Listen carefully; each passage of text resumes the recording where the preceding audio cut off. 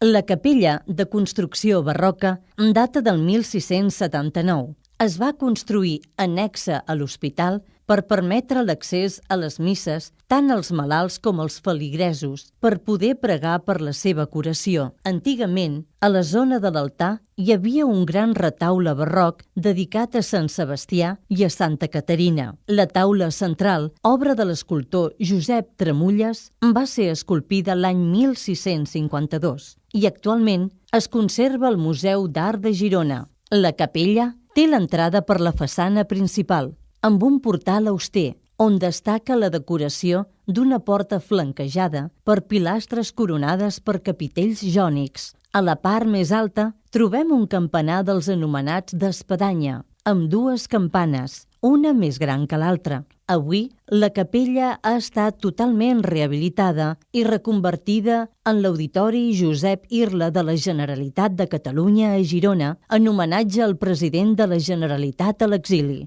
Aquest auditori esdevé un gran espai que compta amb una decoració innovadora de tractament monocromàtic, fosc i neutre, que ajuda a centrar l'atenció del visitant vers l'element destacat, la gran pintura de R.M. Alsina, El gran dia de Girona.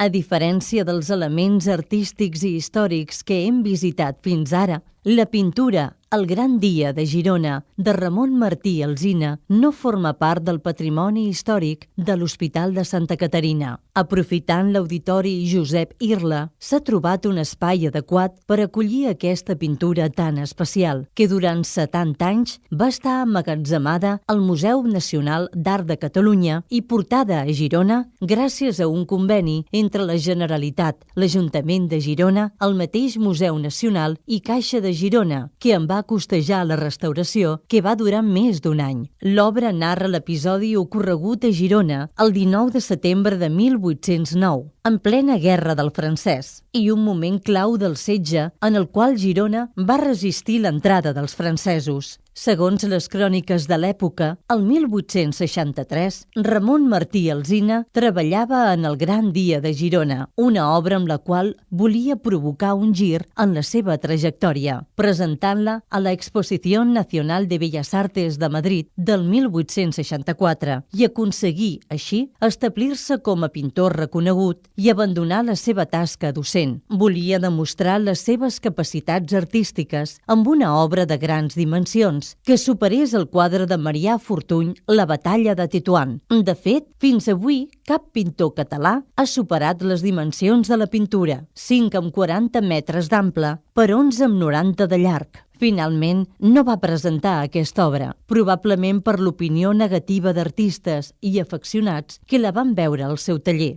Malgrat tota l'energia dipositada en l'obra, els problemes augmentaven. L'opinió negativa dels que l'havien pogut admirar a mig fer, la gran despesa econòmica i el decreixent interès per la pintura històrica. Tot plegat va ajudar que l'esforç de Martí Alsina pel treball anés disminuint, encara que mai no va donar l'obra per acabada i va seguir treballant. Martí Alsina, considerat com el paladí del realisme pictòric català, es va deixar seduir per la mirada francesa del romanticisme històric, patriòtic i bèl·lic de Delacroix, Géricault i, sobretot, d'Horace Vernet. Amb aquest romanticisme vital i la temàtica de la pintura, no s'amagarà les influències en el tractament de les figures pròpies del realisme francès, que Alsina va conèixer de primera mà quan anà a l'Exposició Universal de París l'any 1855. Un cop mort, els analistes varen veure en El gran dia de Girona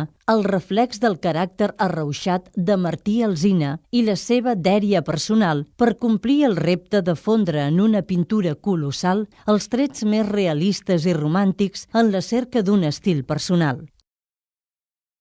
Aquí finalitza la visita guiada per l'antic Hospital de Santa Caterina, però abans de marxar, els convidem a visitar diferents espais que es troben al voltant d'aquest edifici històric. La muralla del Mercadal, l'escultura El tors de Venus d'Aristides Mallol i el nou edifici de la Generalitat de Catalunya a Girona. A continuació, els en fem una petita descripció. La guia continua prement el botó de següent.